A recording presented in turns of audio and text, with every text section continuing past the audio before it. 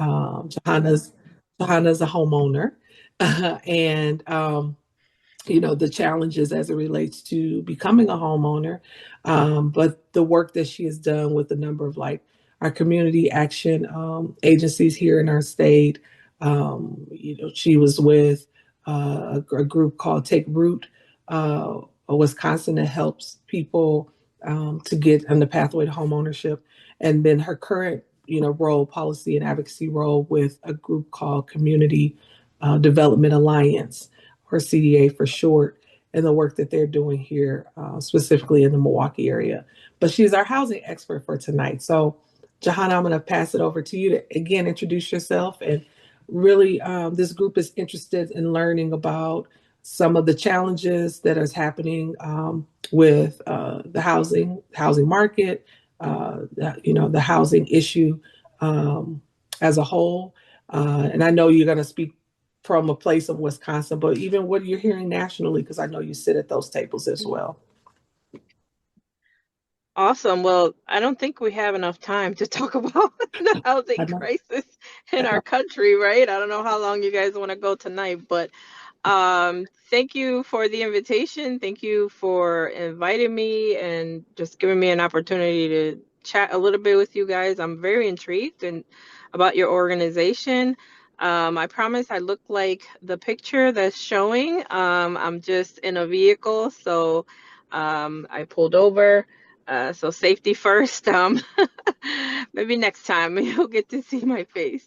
But yeah, Joanna Jimenez. I'm from Milwaukee, Wisconsin. I live in Milwaukee, Wisconsin. But yeah, I am a policy and advocacy director at the Community Development Alliance in Milwaukee. It's a small but mighty nonprofit. We focus on creating racial equity through affordable housing. I don't know if you know much about Milwaukee, but it has its own unique housing insecurity issues. But I'm sure that a lot of other communities are going through a lot of housing crises, both in homeownership front and in the rental front. And so what we focus on is kind of being that convener. We're a funder, we're an advocate. Um, and we work with other organizations that share the same mission of affordable housing, safe housing, equitable housing, again both in the homeownership and tenant structure. So I was hired about a year and a half ago. So I'm new to policy and advocacy. That's how I ran into Martha in the state capitol, because I've participated in a few advocacy days. As Martha mentioned about the Senate hearing today, there's a lot of bills that were introduced just over the last few months that have had both Assembly and Senate support, and so it's a various amounts of different kinds. Some of them have to do with development, some of them have to do with workforce housing, other bills extend or improve on systems that are already in place to provide different kind of funding to be able to make these affordable housing deals done. As you can imagine, it's a complicated process that takes many players and to get it done. And so focusing on getting to know how the systems work in the Capitol building. So Martha and I are going to be very best friends real soon here because I'm going to be spending more time in the Capitol. Like I said, we do have some local policy things that we work on. We have a resident advisory council on housing, and please stop me talking at any point because, like I said, I can talk forever about this stuff. But um, locally, we faced some budget issues with the city. They were cutting our down payment assistance to the organizations that provide HUD-approved counseling and down payment assistance for new home buyers. And so our resident advisory council came together along with some of our other allies and partners, and we advocated. We showed up at City Hall and spoke to elected officials and the administration, spoke to the mayor's department and said, hey, this program is working. It's been around almost 5 years. We've helped almost 1,000 people become homeowners that wouldn't otherwise have that opportunity. And right along the lines of our mission, we were able to increase Black and Latino homeownership in our city, which is huge because we do have a problem with segregation in our city. And so a lot of marginalized and vulnerable people live in our city and across our states, right? So that's our focus. Statewide, we are hoping to advocate for property tax exemptions for senior citizens or our aging population, as we call it. We have a lot of legacy homeowners in our state and our cities, and they some of them have paid off their homes. Some family members have inherited properties, and sometimes they lose them to due to property tax foreclosures. I don't know about where you are. You guys are. How the tax situations are, how property assessments and your real estate markets are, where you are in the different cities. But here, inflation and the cost of living has gone up, but unfortunately wages haven't gone up, and so it has become very unaffordable to have stable housing. The rental market has, just it's ridiculous. Like I don't have any other words. I heard you say, Mary Beth, that you guys are a group of feisty people. I forgot what other adjectives you use, but I believe in telling it like it is as well. And that's why I'm passionate about the work that I do, because I'm just tired of people talking about it and not doing anything about it. So, yeah, I Yeah. don't know if anybody has any questions, but like I said, I can go on forever. So I'm a yield. What do you think? Oh, sorry. Go ahead, Heather. Sorry, what do you think about um, the like prioritizing single family homes versus apartments? So, how do I say this? So, almost 5 years ago, the city of Milwaukee came together, like people from all over, all kinds of sectors, funders, public officials, residents, and decided to put together a citywide affordable housing plan, because the city had a lot of housing plans, but they were specific to neighborhoods or certain communities.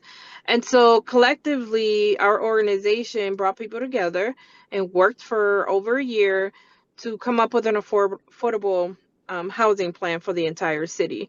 And so this is something that both the city, the county, and like I said, all these other sectors of people who are working in housing agreed upon. And so with our organization, we just heard from our constituents, our allies, that single family and, home ownership is a priority. Part of the reasoning is because if we can stabilize the real estate market, right, the home buyers, and that would alleviate, right, it would help draw down rents, right, because those renters are becoming homeowners. And so while we are not focused on single family, I'm sorry, apartment development, we do work with partners that are. We work a lot with emerging developers that are starting to diversify the types of buildings that they do, the types of developments that they do. So we do have one project with Milwaukee County and Milwaukee Habitat where the developer is actually building duplexes to establish a rent-to-own model. So, like I said, but we do work with other developers. There's a need for all types of housing and all types of income levels. It's just that our priority right now, because of our plan, is building single family houses. And then I think I saw, I'm sorry, it's not James, but um, yes. What's your name? Tommy? Tommy. I saw your hand, and then I think Stacy. Uh, you mentioned investment money, and investment money is the key to the housing scarcity, and then the investment money. And Yes. I'm wondering, since the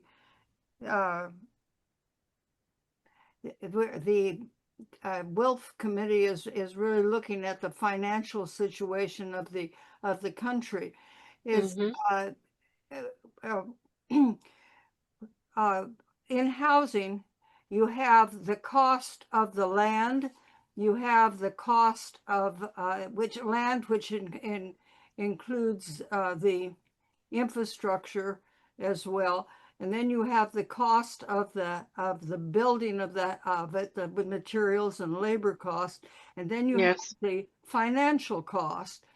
And in this country, the federal government stopped building public housing and let public housing not be repaired and replaced, Yes.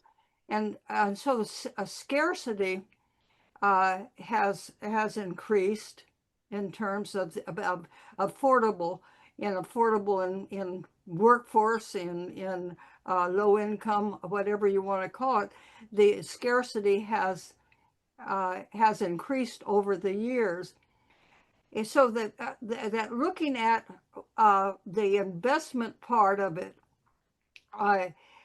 is because we are in a university town, and the hedge funds and the equity funds have come in and built Yes. extremely expensive housing, and Mm-hmm. which is dominating. And of course, we're a small town with a big university, so the Mm-hmm. university housing and the university has stopped since the 90s building housing for students, in effect, not to compete with the private market. Well, the private market, of course, has not, no matter how many rental properties are built, the prices have not come down. Right. What I'm after is uh, uh, looking straight at the where the investment money is coming from, and who controls the investment money, and where they're putting the investment money in terms of housing our population. Yeah, you're absolutely right. I feel your sentiments about being a college town. Madison, Wisconsin is one of those kinds of towns, and their rental market and housing market is just, people are getting displaced because of it. Yep. Yep. It's starting to happen in a lot of other communities. Milwaukee has become so unaffordable, where and to your point, we've had out of town investors and hedge funds and these big organizations come in, and buy up the single family homes and using them as rentals, Yep. but they don't take care of them, like you said, like the public housing sector as well.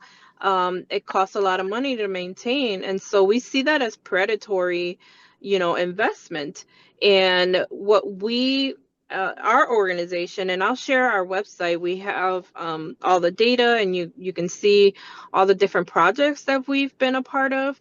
But one of the things that we did was create an acquisition fund. That fund, and it's funded by private philanthropy. There's other funders, from different various backgrounds that come in. Most of our work, yes, we do work with the city and public dollars, but that's a whole different model. But we fundraised to bridge that gap.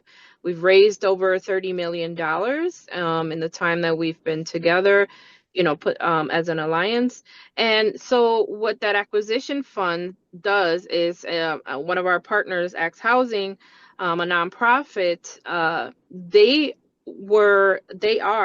they go and they buy these foreclosed properties or any other property that, a landlord is, trying to get rid of. Like sometimes they sell off their portfolios. But what was happening is like these big landlords were selling it to other landlords that didn't care about their properties or their tenants either. And so what that acquisition fund does is try to get ahead of those people, and they bid on foreclosures and they work with the city, to acquire those properties, and then they rehab them and sell them back to homeowners. A lot of new first time homeowners, and at an affordable price. So also to your point about the cost of construction, that is where our fundraising comes into place, so that we can help, create an incentive, create a subsidy, so that we can still sell those properties. An example is between 100 and 150,000. That's what's considered affordable here in our city, because of the medium income of our population. And so that acquisition fund has been able to take those properties away from the opportunity of an out-of-town investor coming in and taking it, and again not taking care of it. So the uniqueness about our organization is that, we have built relationships with the philanthropic communities, with corporations, and like I said, other investors that really care about the community. They want to, strengthen families and communities through homeownership. In the future, we are going to work towards tenants' rights and strengthening, that journey in between, right, from renter to homeowners. There's a lot of people, that unfortunately have debt, can't come up with down payment assistance, and other factors, right, that we're all struggling with, across our nation. And so, in the future, we will try to focus more on that population as well. And I think it was Stacy was next. Yeah. Hi. Thank you for this presentation. I wanted to ask a question about workforce housing because you mentioned it. Can you say more about either the companies that are involved in that or engaged in that and how that works? That is a very complicated question to answer.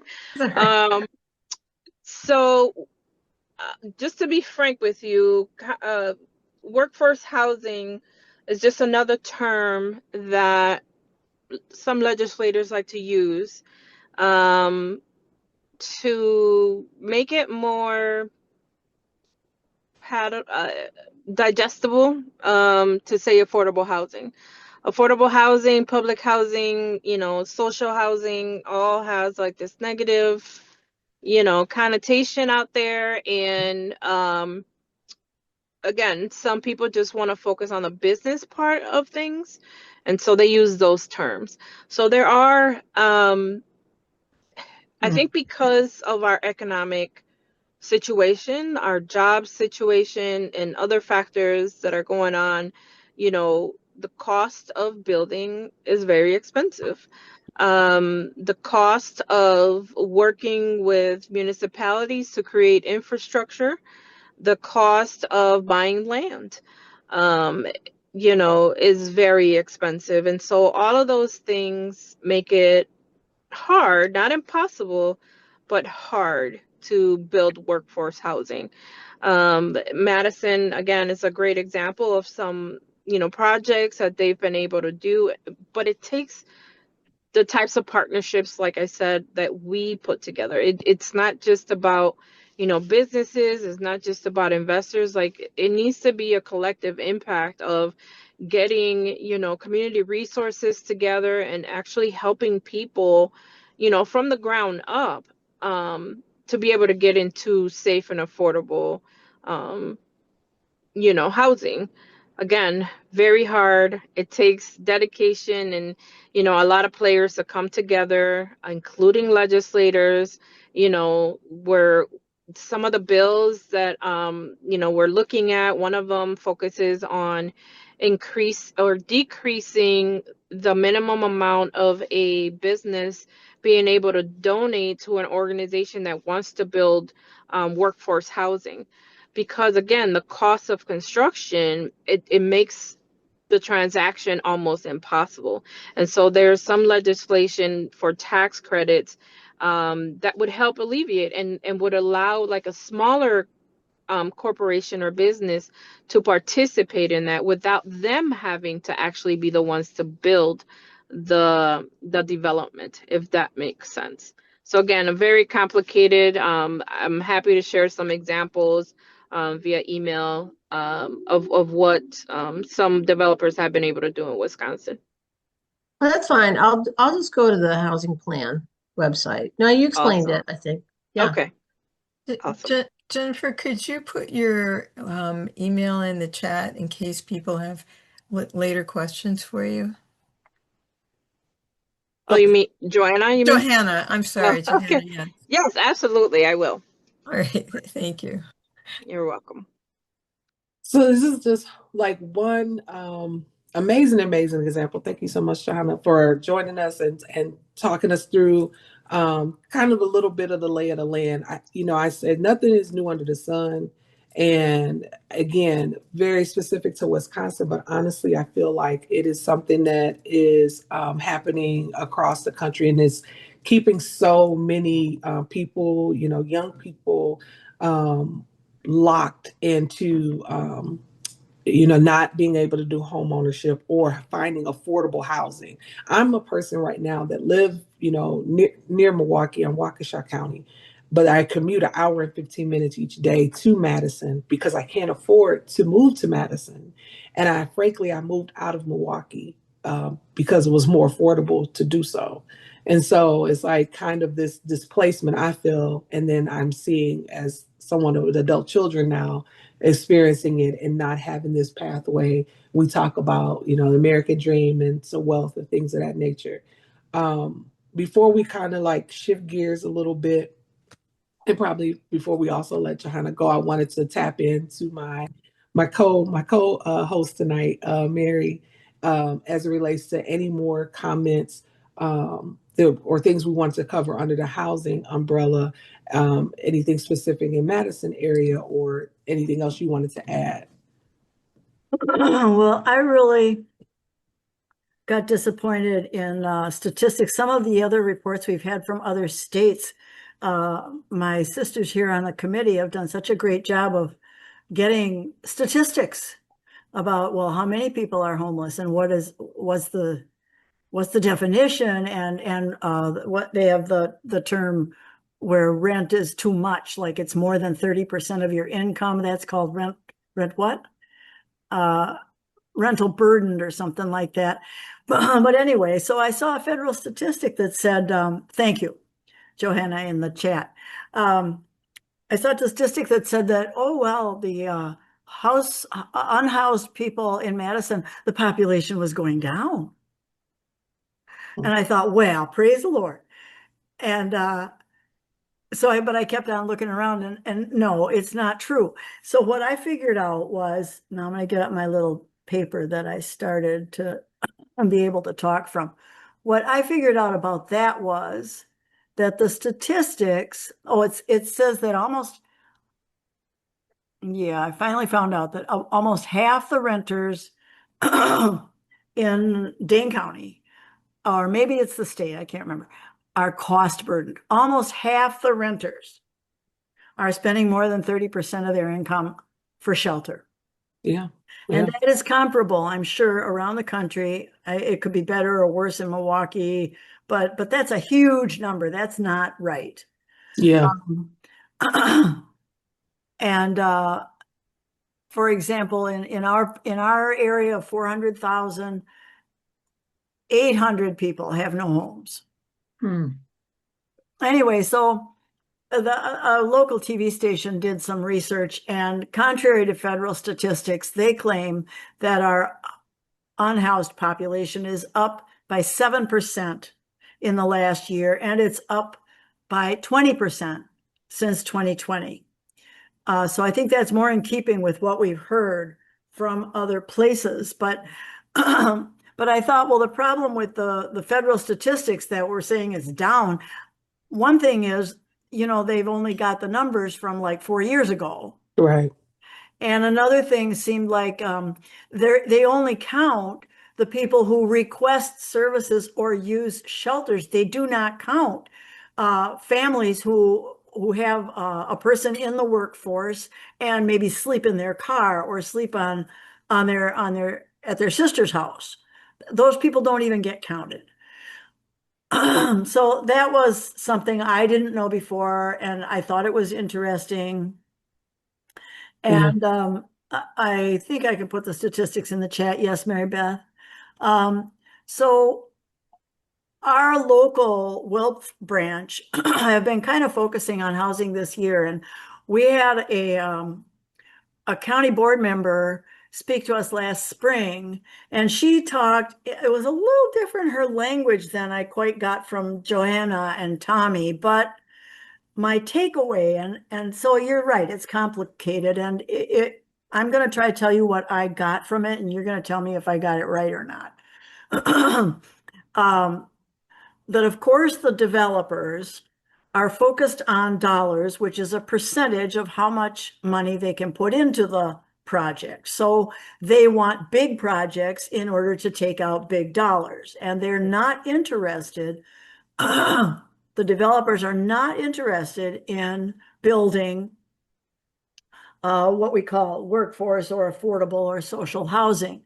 And so then public, for example, in here, it's the county and the city budget money to help convince the developers that they should include some affordable units and some units that will be on purpose to increase equity in the housing market, that are purposely for people with XYZ difficulty or marginalized somehow.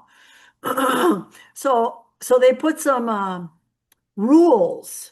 They say, okay, we're going to give you these X amount of millions, and you have to provide a certain percentage of what you're going to build has to be affordable or has to be rented to people with these, in one case, it's veterans, for example. Right. And and this woman from the county who's worked hard on housing and pretty trustworthy, she said that stuff really ends up not working. Because the developers are in charge, because they bring the big dollars, and you can only kind of beg them and try to bribe them a little bit. But even when you get rules in place, they will be working to move those subsidized renters out. They'll be, picking at them in order to then rent for market value. And the other thing she mentioned was that there's no funding for enforcement. There's nobody to go around to these developments and see if they are actually meeting the requirements that they signed to on paper. Well, so I do want to hear a little bit of comment back. I had some questions for Johanna too, if there's time and people want to do it. Beyond that, all I would have, if y'all want, is a couple of stories about housing things going on here, not anything, not overview kind of stuff. Did I do you think I understood that more or less? I definitely, yes. Again, because the cost of doing business in development has gone up. The cost of materials, the cost, and even trying to hire enough qualified contractors. That's a huge issue that we are experiencing here in Wisconsin. And so I agree with what that person said, for sure. Um, one of the issues that we have raised is that we don't have a statewide agency for housing in Wisconsin. Right. And so, to your point, that there's nobody to regulate, there's nobody to hold these, developers, accountable when the time comes, because those units expire. So the tax credits that developers get to have some set asides for affordable housing, they expire after 15, 20 years, whatever the development agreement says. And so, yes, people will get priced out because then they flip them over to market rents. And so that's what we're trying to fight with our coalition, Okay, thank you. development's forever affordable. There is an organization called WIDA, the Wisconsin Housing and Economic Development Association, that is a quasi-government agency, but they operate more of like a bank to fund these affordable developments, to fund mortgages, to help with down payment assistance. So they're great at what they do, but what they don't do is focus on home ownership. And they don't, not, I'm not, there hasn't been a good system in place to, like you said, like hold these developers accountable. We're going through an issue right now in Milwaukee where a development that happened 20, 25 years ago, it was a light tech to home ownership model where the renters should have had an opportunity to purchase their unit, which would have been turned into a condo model, right? And so that building, that duplex would then turn into a condo, and the tenants were supposed to get the opportunity to become homeowners. So unfortunately, that didn't happen. And now that the community is kind of uprising and saying like, hey, these credits expired, these people should have, been in some kind of program, should have gotten some kind of assistance to become homeowners, to become condo owners, and that didn't happen. Mm. And so there's money, there's financing, there's politics involved, and they're trying to figure out a way, how to do that because our community needs it. We need alternative models of home ownership. Not everybody wants a single family, people love apartment living, right? And so we have to, work with these organizations and developers and these lawmakers to be like, hey, we need more flexible type of housing, whether it's homeownership or rentals, but it also needs to be affordable first and foremost. So a lot of work still needs to be done. A lot of, compromises and investment needs to happen both from the private and public section to help out, all kinds of people, no matter what their income levels are. Thank you for that. Yeah, I see Stacy's hand again and Mary Beth. And I wanted to just add, there isn't this entity that does the compliance and the enforcement and holding these groups accountable. And in Milwaukee, we have the Equal Rights Commission, which is chapter 109 of our city, contract that says, certain things have to be done fair and equitable at the employment, the housing, and public accommodations. But this commission with our city is not funded, so they can't hold things compliance or anything of that nature because they're not even written into the budget. And we try to get lawyers and things and people to volunteer to hold this, these three different types of pillars accountable within our community, and it's not even there. So you don't have something at the state level or even at the local municipality levels to help hold these folks that are receiving these tax credits and subsidies accountable. And that's what I printed off for work today. I've got list and list and list of legislation that is coming through our state capitol from the more far right and Republican Party, honestly, that is credits to these developers, but it's not helping anyone with housing, getting housing, becoming affordable housing. So I think it was Stacy, and then we'll go to Mary Beth. So, can I just clarify one thing, Martha? So you said all that legislation, it's credit to the developers, it's giving them money, It's but you know that nothing good can come of it. Yes, because as we just heard from Johanna and others, like in your conversation here about it's they receive these tax credits to do these $1 million developments, and then it's an expiration, and they try to kick people out or rotate people in and out over the years. But once that's done in 10 or 20 years, there's no pathway to home ownership or pathway to housing, affordable housing. But they have ran off with millions of dollars in tax credits. And so when I was going through the Wheeler report and tracking bills today, there's a number of house tax credit adjustment, housing tax credit, loan fund eligibility.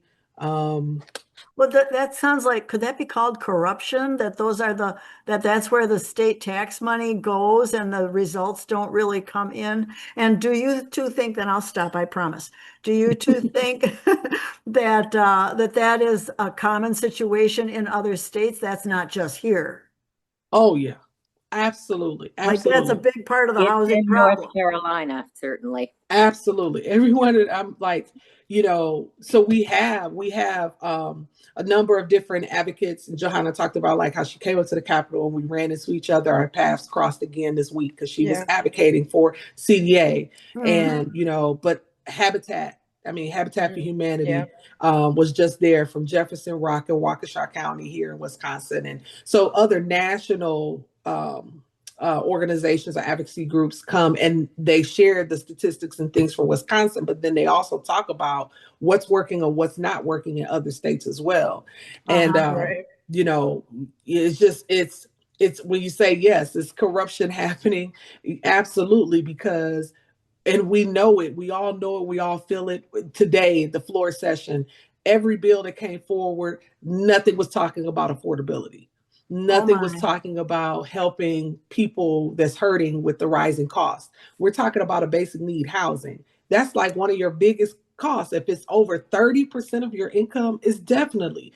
And groceries, I would say, and utilities is right behind it. So, there is definitely corruption happening, and we're seeing the symptoms of this flu, this cold, because people are complaining that they can't, where they work, they can't afford a 2-bedroom.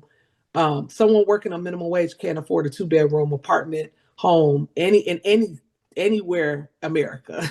Wow. It's not like someone's, oh, New York, of course, or LA, of course. We're talking about anywhere. Pick a city, pick a town, pick a municipality, and funding that's supposed to be at the state level that's funneled down to our local municipalities is going in the pockets of these developers that are not like CDA, developers that care, that are interested in getting people on that pathway to home ownership. They're just looking to line their pockets and go off to take that money to invest in the next development. I'm gonna break my promise. I'm sorry. After we hear from Mary Beth and Tana and maybe Stacy, you were going to talk a little bit about the criminalizing bills in Wisconsin too. And I think, I don't know, I want to hear about that. I don't want to, but I do want to. I'm sorry. Go ahead, Mary Beth. No, I have it. And Tana, if you're speaking, you're on mute. Oh, I wasn't yet, but I'm in North Carolina, and I'm in Chapel Hill, which is also a university town, the University of North Carolina, Chapel Hill, and we have just elected a town council that has promised to look at the disparities in all across this, in the housing, in the taxation. They went through a series of hearings, and they all pledged to back this effort to look and to provide truly affordable, not giving out tax credits that have actually been researched and shown they don't actually do anything good for the, So anyway, we're hopeful, but you know what? Right. It's all in the details, right? It really it is. It really is. There's so many people I know. I could name 5 friends from Wisconsin that have gone to North Carolina, right? So we know that people also are moving and for jobs or life, aging parents, whatever. And so it's like this imbalance. I think we're gonna really, really feel it because I just remember Colorado and the mass exodus to Colorado and this supply and demand. So you've got a higher population in a particular area as well, and then not adequate housing, affordable housing to fit boot. I lost some hands. Mary Beth, did you still want to go? Yeah, I just want to say what I'd like to do, because it's getting late for Ricky, I'd like to do the quick updates from our partners and then come back to Mary's stories and Martha's criminalization legislation, all of that. But can we hear from them? Because I know it's getting late for Ricky. On the East Coast, And Johanna, thank you again for being here. You're welcome to stay for the rest of the meeting, but if you want to head out, we understand.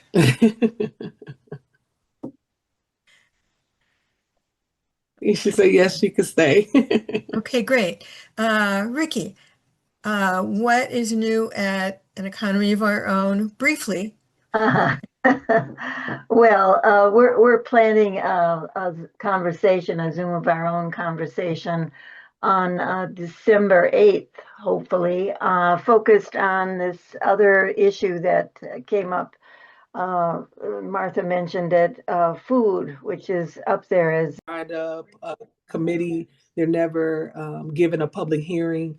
Specifically, Senate Bill 605 and Assembly Bill 607, which talks about housing grants, been introduced by two legislators on the Democratic side. And I'm in a state that has a Democratic governor, but the Republicans have the House and the Senate. And this housing grants would really work with our Department of Administration and give grants to provide supportive services that helps a lot of folks that are unhoused. The university here in Madison would the Institute of Research on Poverty would collect data. It was a fiscal note of like $50,000 to help capture some of that data, things of that nature. This bill, like I said, introduced October, so relatively recently, has never heard anything about getting assigned to a committee or anything yet. Maybe still up for circulation, right? For co-sponsorships and things of that nature. Maybe we'll get bipartisanship. I doubt it. But then another bill on discrimination, because I think the piece that we didn't really talk about tonight, a lot of times, is a lot of discrimination, not only just race or gender identity or things of that nature. I mean, class. We're a society that does a lot of discrimination, not on racial identity, but on economics and class. And so we have like a public open forum. Call it CCAP. I'm trying to think of what the acronym is, what it stands for, but everyone knows it as this public listing. If you owe a debtor, a creditor, if you owe a debt, that it's tracked. It's on this public database. And full transparency, I'm a person that experienced discrimination based on CCAP in the last month. So I've been trying to move from Milwaukee to the Madison area to lower my commute. And 21 years ago, I was late paying on my rent. My landlord filed an eviction. We never even made it to court. I paid before court. Everything was wiped out. So when you look it up, it's nothing there. But since he filed an eviction, and these applications are saying, has anyone ever filed 21 years ago? So I mean, that's a form of discrimination, right? And there's some policies, Senate Bill 223 and Assembly Bill 220 that was introduced in April of this year. And they have support from the ACLU, from Fair Wisconsin, from League of Women Voters, from National Association of Social Workers, Wisconsin Association of Local Health Departments and Boards, Wisconsin Public Health Association, all this support. And one against the Wisconsin Family Action, which is a local group that preserves and provide marriage, family, life, and religious freedoms in Wisconsin, is the only one against the legislation, but it is something that is prevalent here as well as discrimination. Discrimination bills are not getting passed. So I did want to make mention that there's good legislation that's out there, but it just never sees the light of day. Your respective electeds may be trying to pass something or get something introduced, but just because people are going party lines and things of that nature, it may not happen. As it relates to criminalization homelessness, there's 3 bills in our state right now that are really targeting the homeless, unhoused population in our state. Something that Mary said earlier about, well, the numbers have gone down. Find it interesting. You made me think of Milwaukee, and at the time when the RNC was coming to town, and we had encampments and before the RNC, we were supposed to have the DNC. And so we had these encampments in tent city that people, miraculously, housing was available. They put them in hotels and out of sight, out of mind, right? But they skewed the numbers as it relates to, well, we don't have a housing problem anymore, but because they were taking them from our city and to surrounding suburban areas. But then you started to see, maybe more panhandling in a respective area, or more activity at that hotel that usually is not as busy on a Tuesday night or whatever. And so it was not even being disclosed to a lot of the electeds, because here we have a city called City of Glendale. A friend of mine is an alderwoman on it. She started getting calls and complaints. She didn't even know Milwaukee had, purchased rooms for a number of unhoused people in those respective areas. So they were just shuffling them or displacing them and skewing the numbers that way. But they're also now legislation to criminalize. So one of the bills, and you had asked Mary in an email about this pay for performance. So that's Senate Bill 614 and Assembly Bill 625. In this bill, it is supposed to give resources to street outreach. So I worked very closely with Feeding America Hunger Task Force. A good chunk of my professional career was around hunger and food insecurity. And we would go out with the street outreach folks, because it was about getting people the services and the resources they needed. It wasn't about like trying to get them off of the street per se, or necessarily, because some people wanted to be there, but it was bitter cold months. So maybe we get them to warming places and things of that nature. But we wanted to also let them know their rights and help them, try to navigate the system to get benefits and things of that nature. My point is street outreach, they need every dollar that they get to help the folks that they are helping.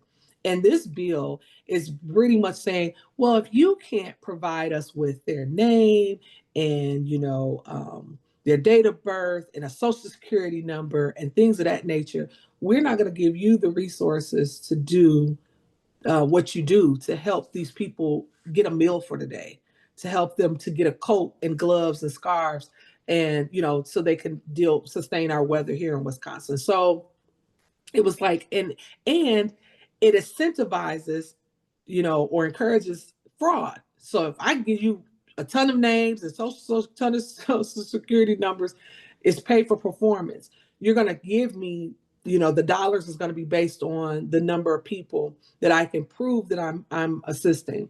And it is, you will have to upfront, you would have to handle it up front. So once you show me this after so many months, then I will I'll reimburse you.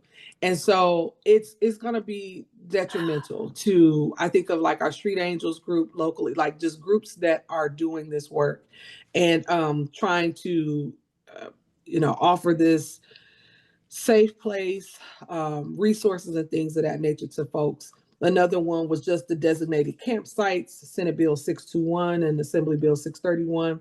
So, they're just hiding homelessness and hoping that it just go away. They're not trying to address anything with this bill.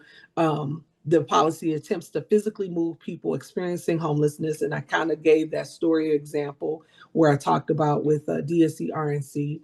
And there's just many reasons why someone might not want to go to a shelter. So, as I ended up in Milwaukee, I'm originally from Chicago. My mother was in an abusive relationship. We were homeless for a period of time. And we had family in the Milwaukee area. So we were couch surfing, we were on the floors, we would have probably been in her car otherwise, but she was not going to a shelter because she was very fearful this person would be able to find her. So there's many reasons why people don't, but these bills again criminalize, rips the resources away from the entities and organizations that are in place to try to help them. And then last is the drug sales outside homeless shelters. And you kind of could probably tell from the names and the descriptions of these bills of the mindsets of some folks that are writing them. They have not talked to advocacy groups, or they do not maybe have a personal story and know someone else with the story, but they're criminalizing drug sales outside of homeless shelters. These policies put shelters themselves at risk as they potentially face hefty fines for drug sales. So, I live somewhere, you live somewhere, and if someone is out and doing things in front of your home, are you going to be now penalized or caused to pay for the brunt of someone else mistake, which then now puts a hardship on you or your family inside your home? And so, like, they're trying to now initially target these shelters, give hefty fines of drug sales occur on the property, selling of illegal drugs, purchasing of drugs. In other states, this legislation has been used to make it so that homeless shelters cannot operate in downtown. And I immediately thought of Milwaukee. I thought of Madison and just major cities. I thought of DC when I was out in DC, of how, like, creating such legislation is trying to deter a type of element, as they would say, in these more areas downtown or affluent. And that's why I said this isn't about necessarily so much race as it is of class and income and status in that manner. And it's redundant legislation. We have loitering laws. We have things that's already in place, and it just now puts unnecessary, felonies and stacking up some of this laws that on people that are already vulnerable, that are already. I mean, we already know, addiction is an illness. It took a while because I remember crack in the '80s. For people to recognize that it's definitely not something to criminalize. And so, I mean, this is happening in real time right now, just these three bills. But again, there's easily 20 different housing bills that's just stuck in a bottleneck here that aren't going anywhere because people are voting party lines. They're not interested in them. They don't see the value in them. But the long-term effect we're going to see, maybe not today or tomorrow, but with the organizations, what happened to that group? They're no longer, because they were cut at the knees as it relates to their budget. And the people that will, take longer, if ever, to get into stable housing or to get the resources, health care, or the things that they need because of it. So, and it's happening at our, people talk about, I'm not political, it's happening in our policy. This isn't just some conversation. These are things that are conversations that are starting to turn into law. Wow, I have just one question about that, the criminalizing sleeping on the street business, and I think that's happening in quite a few cities. So, but what is it actually? So if you're sleeping on the street in a place where you're not supposed to, then what do? They throw you in jail, or what do they do with you? Well, before, like street angels, I'm going to use an example in Milwaukee. They were providing people with like tents Yeah, and sleeping bags, and they will get the resources from donations and from folks because many times the doors are closed, they're locked. You know, maybe a particular lifestyle, if they are on drugs, is not allowed at the shelter. Maybe it's a domestic violence thing, so they don't want to go there. So if they're on the street, they don't want them on the streets, especially in the downtown areas, or they don't want to see it. I went to a poverty summit here once, and the one thing the keynote speaker said that I'll never forget, they gave all these accolades to Milwaukee and to Wisconsin, and they just said, you know what? You all do very well. Also, you hide poverty very well here. And I was like, whoa, right? Like, that's real. Like, you know, out of sight, out of mind. They don't see it. They don't want to see it. Literally and figuratively, they don't want to see it. So when people are on the streets, if they deem, an officer deems that you are selling drugs, or you know, you're selling or doing illegal drugs, they are definitely giving them hefty fines to the organization and locking folks up and giving them charges. You know, it may be a felony class G, but nonetheless, it's a felony. And we know any kind of criminal felony, you can't vote, you can't rent, you're going to get a job, some jobs. So it's going to impact, it's going to be this rippling effect. But yes, if someone is sleeping, not even so much sleeping, just loitering, whatever, standing outside of a homeless shelter now, this bill says we're going to do whatever to the individual, lock them up, you know, give them a citation, take them to jail, but we're going to also cite the homeless shelter. So how can I'm the executive director of a homeless shelter, and so-and-so comes knock on my door, and you know what, you know, you're under influence, or it's after hours, or we don't have a bed. I don't know. We don't have a bed. And they're outside, and the officer thinks they saw them spark up, or they did see them. Now you're going to hit me with a fine every time. You're going to now give me a hefty fine, and you're going to incarcerate or do more criminalization to this individual as well. So it's an attack on the shelters. Attack on the individual, because you're not really giving them help. And the individual. But so they're going to have jail space for a lot of people, or the idea they don't have jail space now. No. Or is the idea that then people will just somehow go away? The idea is some people will just go away. To somewhere. They could just start a debtor's prison, you know, like they did in the Dickens time.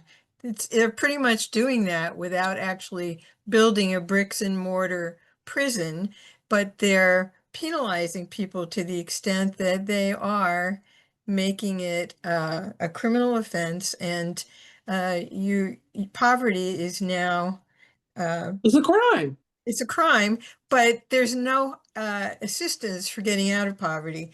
In fact, when you talk about eliminating the possibility for families to own homes, what you're really talking about is reducing the potential for home equity and the generational wealth, and even more important than that, the generational foundation of security and stability that these families need. You're taking that away intentionally, denying people a step up. So it's pretty bad.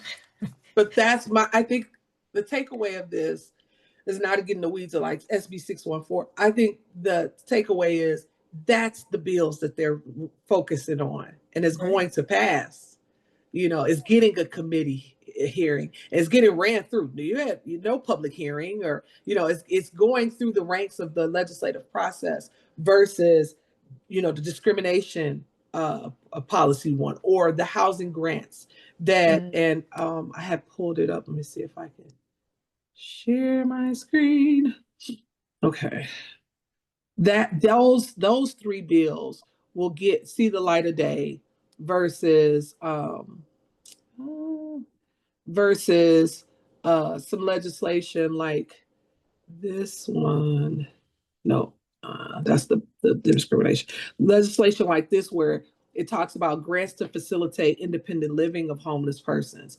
And so in this fiscal year, the fund would be the bill would provide additional $5,000 out of the budget for the Department of Administration to do like housing grants to different counties, municipalities to provide supportive services to homeless individuals, or emergency rental assistance grants that would allow $10,000 to help with emergency rental assistance of folks, individuals suffering from economic hardship, or for grants to defray housing costs. So $220,000 in the bill that could help low and moderate income folks with defray housing costs. I mean, and I can go on, and it just, like so this is housing, homeless, and indigenous. This was workforce development, job, and income support. These grants is community action agencies. So providing $1 million in this fiscal year, this bill would help to support the Department of Children and Families distribute the grants to community action agencies. And Johanna, I know you worked at one of them, but how many community action agencies we have across our state?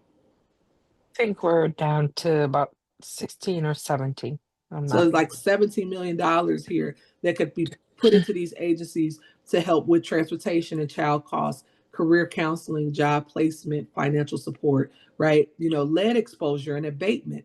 There's money, to go to the Birth to 3 program and to go to lead safe home programs, and we have a number of homes here that's 100 years older. And so homes that were built before 1950, doing some lead window replacement and lead exposure program repairs and things of that nature. So, I mean, again, sober living, we know that a number of people are struggling with addiction. And so there's dollars that could be allocated to help with the Department of Health Services with that. So again. So what we're looking at are bills that are either being introduced or have been introduced or could be introduced, and they're being stalled or dead-ended. Yes, this is an actual bill that was introduced on, this was recently. This one was October 30th. I'll show you the other one, but this one recently was, introduced. And it's going to sound so bad, but I can look at these names. It's all Democrats. You've got Smith and Spreizler and Latanya Johnson and Royce and Wirch and Chris Larson. There's no, and that was on the Senate side. And in the Assembly is Clancy and Brown and Anderson and Subek. But you have not one Republican signed on to this. Not one. No, co-sponsorship as it relates to it. And so that's what's happening, that these bills are being introduced and are being circulated for co-sponsorship and are, getting stalled. They never get public hearing. They don't get assigned to a committee to get a public hearing, to get, a committee vote to possibly go onto the floor. It never sees the light of day. But the 3 bills that I talked initially about, the criminalization ones, they're moving fast. Yeah. they got committees. They're going to the, they're going to pass, is my point. And so this one, and then the next one over, this one was introduced April 25th. Again, all these names are Democrat names. I'm just skimming through it. Yep. My boss is on here, Ratcliffe. All these are Dems. And this bill, again, talks about the gender identity, gender expression, it's a sex assigned at birth and gender. Because I think of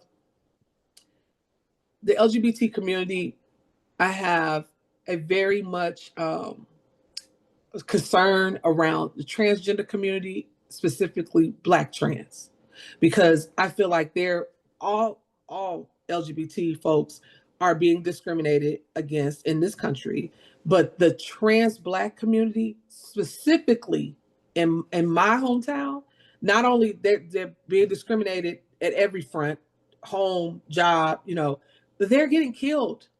A number of women that are just out here living their lives, trying to live their lives, are being targeted in public places, on the street. They're dating someone, like they are being harmed and killed. A number of trans Black women were killed this year, and no one's talking about that. And it's like, how are they feeling safe? if they're being discriminated against, or they can't get their own home, or they have to sneak and live with someone else because they can't get their own home. And then different bills and legislation is coming forward to say, hey, we're not gonna accept that. This isn't okay. Renters, people can't do this. And this legislation isn't even being talked about anymore. It's from April. I want to summarize a little bit and close out, and then Mary, you can tell your final story. We set out in January 2025 to look at housing and homelessness around the country, specifically in the areas where our committee members are located. And we've done a remarkable job of reporting what we've seen.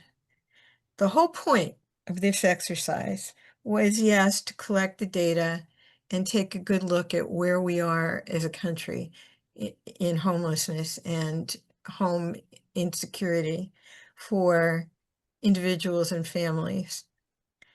What I hope we'll take away is the need for all of us to connect a little more closely with these advocacy organizations in our community and stand with them as they're trying to fight these fights and come up with funding that can make such a difference for these very vulnerable populations. That's the whole point of what we were looking at. It's good to know the analysis, it's good to know the statistics, but as women who are concerned about women, money, and democracy, it's even better if we can get involved and try to help. So, And really quickly before you pass it on to Mary, I thought Johanna was going to touch on it. I was like, she's going to touch on it. She's going to touch on it because we were kind of talking about homeowners and renters. I'll drop the link in the chat. But Common Ground is an organization here that really is trying to also organize tenants. They've got a group called Tenants United. You can see here on my screen. They are residents of the Housing Authority here in the city of Milwaukee, and they fought back. They fought back against the city, and I think, even had an article like the Washington Post, probably last year, talking about them fighting back and a lot of the, rodents and fair housing practices that was happening and things of that nature there. But the solution, they were able to, develop leaders. They've got now organizing dues paying folks to help with these external issues like around maintenance and crime and predatory towing and things of that nature that they were experiencing. And they're still building and getting stronger. They were able to get rid of the leadership at the Housing Authority here in the city of Milwaukee and get some changes made. But you talk about affordable housing, public housing, workforce housing, and then people that are organizing and working to make sure that it's better. It's better not only for themselves but for others. And Common Ground is amazing and has an amazing story. That if you get a chance, again, I'll put it in the chat and you can check it out. are they only in Milwaukee or only in Wisconsin, or are they across the country? They are only in Milwaukee. Yep. They are only in Milwaukee, and they are Common part of ground, maybe. I was I'm gonna say sorry. they're part of a national group called Mhm. what is that? Gillian. Johanna is going to offer something to this. Yeah, I don't remember that name either, Martha, but the model, yes, it's like a national it's a model national. that Yeah. Common Ground is under. But Hmm. Tenants United, we just met with them probably 2 weeks ago, as they're trying to gain more momentum. They're actually going after private landlords as well. Yeah. So Yeah. more to come on what they're getting ready to do, but basically they're unionizing tenants and they've been able to, work with tenants to speak up to their landlords about their living conditions, any type of discrimination. So yeah, we're looking forward to see what their approach is going to be. Again, they're new, they need funding resources. But yeah, I'm really excited about because like you said, Martha, they were already able to take on the housing authority here in Milwaukee, which is still going through, restructuring, and they're hiring for the director, and Hmm. it's gonna be it's something very hard to turn around, but it's absolutely needed because they have a lot of, they're one of the biggest landlords in Milwaukee, right? The Public Yeah. Housing Authority. Yeah. So yeah, we're very excited to see what they're going to be doing. But to go back to those bills you were talking about, Martha, I was there in April or May, March, advocating with another group called Badger State Housing Alliance on those, those bills that criminalize homelessness, that and the other one was to get rid of that reporting and CCAP of eviction filings. These are, filings by landlords and no eviction takes place, Right. um and it's still on your records. And yes, people get discriminated against every Yeah. single day. And then also that's where the predatory landlords also come in place, trying to charge you first, second, third, fourth, and fifth month's rent on top of your deposit to just be able to get, an apartment that's probably not even up to good living standards. So yeah, more work needs to be done, but I think again, collectively, if enough people come together, maybe we'll be fighting on this for those bills to come back and actually see the light of day, Martha. Hopefully. Okay, Mary, you want to take us out? Well, I loved the story about the Tenants United and Common Ground, and I don't really want to go back. So I'm going to limit what I was going to say. But I'll add to what your summary was too. This is a big and deep subject, and I hope that we will continue to pursue it. For example, a question of rent control we've never talked about. There are cities that have rent control. Well, does that help? And can we do it here in Wisconsin? And well, anyway, but my other story was about how after the Occupy in 2011, where Occupy movement, and we had Occupy Madison, and it attracted a lot of people who were unhoused. And over these, I'm going to make this really short, man. I'm skipping all the struggle and angst. We do have a vibrant tiny house community. And that's what I'm going to show you a little picture. We have a vibrant tiny house community. And we have a strong, yeah, you can see it. Yeah. This is just the first little tiny house group, but and this has been going for 10 years or more since Occupy. And the people who are supporting it, I'm thinking especially of Brenda Conkle, who used to be the tenant resource person and who's a bold and fearless woman who does what Martha referred to in Milwaukee as the Street Angels. Brenda in Madison works with the Madison Street Medicine, which is the people who go out and find the people without homes and help them get what they need. Well, anyway, so yeah, the tiny homes community is no small thing. And it's not just putting an individual in one of those little boxes. No, they have to form community. They have to do some work to be involved, and then they have to go through processes with each other about learning to get along and kind of make community and help each other. And they've been very successful at it. There's a second tiny house community that started 3 years ago. And right now, the third one that's going to have, I think, 20 or more units is starting. And it's a small dent in a big problem, but just the way Martha was taking us out with the tenant union, I thought, well, that's fair. It's late. We've all stayed late. We deserve something happy to go home to say goodnight on. I agree. Tiny homes are not nothing. And when they're organized to develop community among the residents, that's a big deal in my view. Thank you all for being here, for your attention. I'm going to put a bunch of note items in the chat that I hope that people will take note of. and I'll be sending this all out to you as well. The top one is that Chris Jones, who spoke at our WILF Congress about water quality in Iowa, has just announced he's running for Secretary of Ag here. Ooh. His chances are not good, but he's going to use it as a platform to talk more about the quality of the water in Iowa and the highest cancer rates in the country that we're aiming for here. Our friend Lisa Graves, who we gave an award to last year, the Strong Feisty Women Award, I think it was, wrote a book recently called Without Precedent.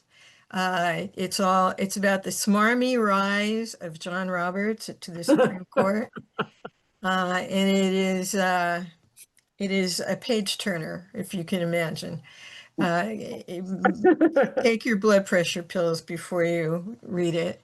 And this on Thursday, November 20th, and I have the time in there, an independent investigative journalism group is presenting a presentation called Inside the Coin Laundry, which is all about how the crypto industry profits off the proceeds of scams, thefts, and other crimes.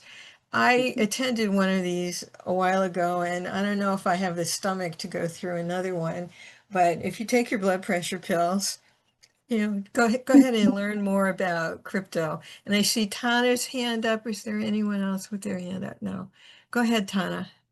I just want to say quickly, y'all hold us in your prayers and meditations because ICE is in our here, and they arrested 130 as of this morning in Charlotte. Oh, I More read than that. 130. Yeah.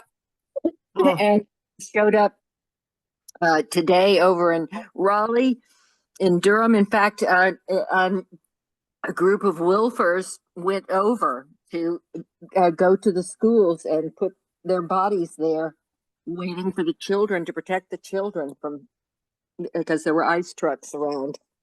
And so they all stayed till the children were safely away, and people thanked them. And so anyway, but we've got, it's happening here now. The final thing is our January meeting will be January 20th. That's a Tuesday, and it's just before our retreat, a few days before our retreat. Mary, you have your hand up. Go ahead. Okay, I want to thank Tana for including that. And this remark is also off topic, but I have to tell you, I thought I'd be late tonight because I was going to, they're trying to put one of those data centers here in DeForest. And the popular resistance is amazing and enormous and completely bipartisan. You've got Trumpers and others of all stripes against this one thing.